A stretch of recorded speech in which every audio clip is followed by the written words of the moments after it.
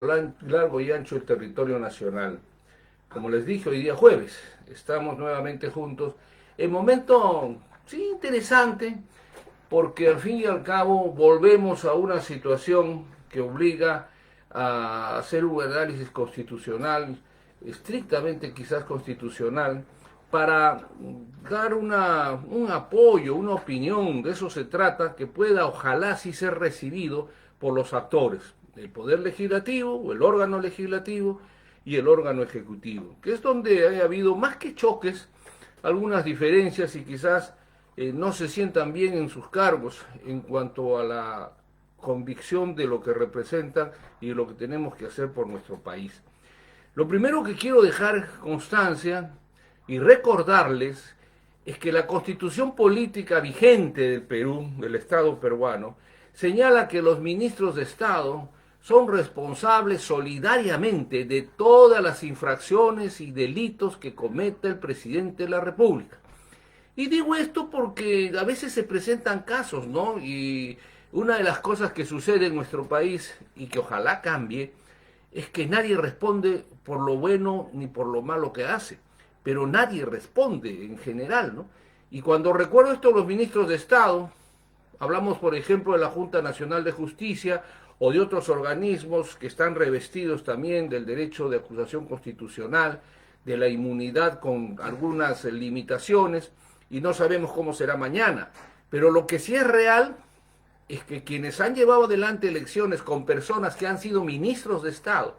y que podrían en cualquier momento ser llamados o investigados, no sé qué le dirán al país si es que los encontramos cuando esto pudiera suceder, que no deseamos todos, pero la mayoría de los expresidentes tienen investigaciones profundas y si la lucha contra la corrupción y la impunidad es real, hay un sentimiento, podrían ser convocados algunos exministros que seguramente revisando nosotros las páginas veremos si cuando pasó algo renunciaron al cargo, que es lo único que justifica y libera de la responsabilidad que señala la Constitución. Pero bien, tenemos ahora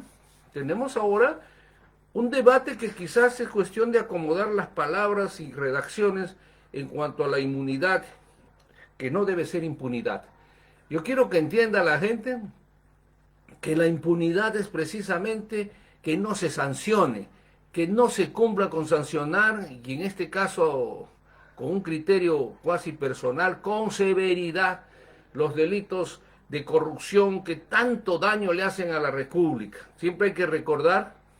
lo que hace un tiempito recordaba el presidente de la República, que son más o menos 17.000 millones al año que se perjudica el Estado y todos los peruanos por la corrupción y la impunidad. Sobre todo la impunidad, que viene a ser la gangrena de nuestras instituciones y de nuestra frágil democracia.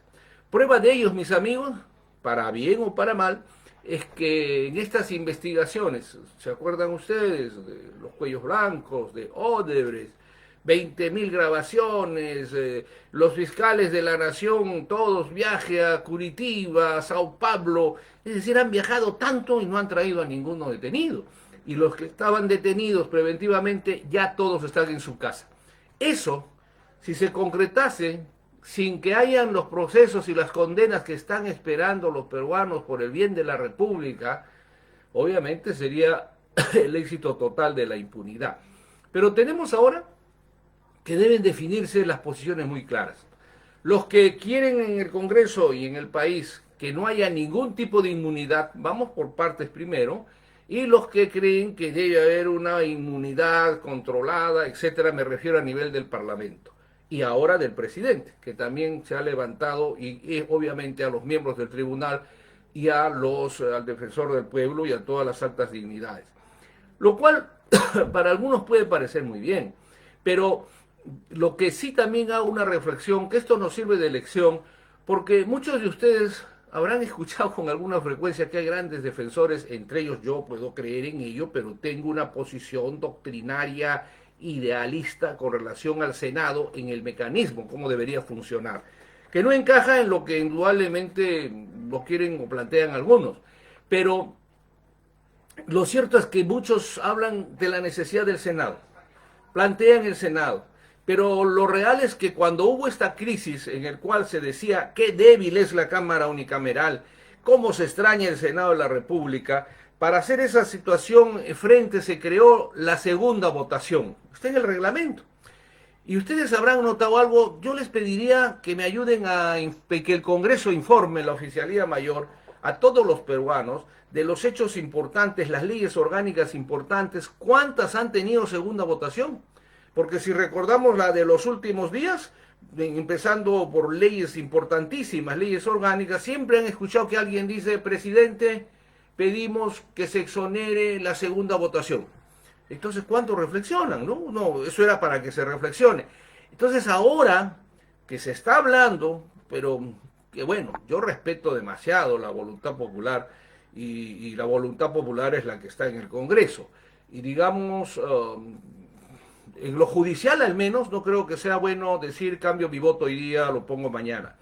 Entonces, si quieren reflexionar con la posibilidad de un cambio de voto, de modificar lo que se ha hecho,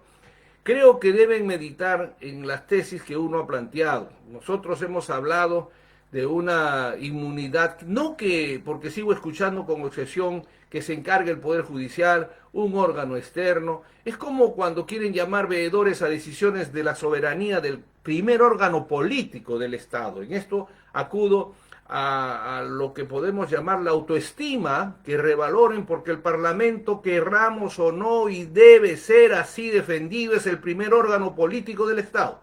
Y la Constitución le ha dado esas facultades. El problema está que si eligen un mal tribunal nunca responden, si hacen una cosa mala tampoco responden. La respuesta del elector con educación y cultura sería que no los vuelvan a votar a quienes cometen o son causantes de muchas cosas. Pero como eso no sucede, vamos a una realidad que se va encaminando. Entonces, para terminar, yo diría hoy día, como una invocación, ya hemos planteado, y lo tienen en su despacho los señores congresistas, yo les rogaría que vuelvan a leer el proyecto que envié, que tiene que ver con el artículo 93, conservando la majestad del Congreso en una parte, pero determinando que los delitos de corrupción, lavado de activos, violación, traición a la patria, terrorismo, pasen directamente a la Fiscalía de la Nación. Entonces, si existe una combinación y que tiene que haberse también ya con el reglamento para las otras figuras en las cuales tendrá que el Congreso mismo ver el levantamiento de la inmunidad, esta pase sin duda por una medida, se ha hablado económicas, de sanciones, se ha hablado de silencio administrativo, en fin, hay que darle una forma, pero que no sea burlado el pueblo ni los propios congresistas. Entonces, mis queridos amigos, yo creo que es cuestión de serenidad, reflexión, y no se trata de agraviar a unos u a otros, se trata de poner soluciones. Y si por último se quisiera insistir en una situación de inmunidad total, mediten en mejorar las redacciones, nada más. Las redacciones, tanto en el tribunal que tienen las mismas prerrogativas e incompatibilidades, pero le han quitado las prerrogativas del Tribunal Constitucional, como el hecho de que revisen bien, si no va a haber inmunidad de verdad, que revisen bien el artículo 99, que tiene que ver con el derecho de la acusación constitucional, es decir, el derecho que tienen las altas dignidades que antes de ser procesados sufran un proceso de acusación constitucional y este sea positivo. Entonces, me despido de todos ustedes hoy día unos minutos más, porque creo que era sumamente importante que podamos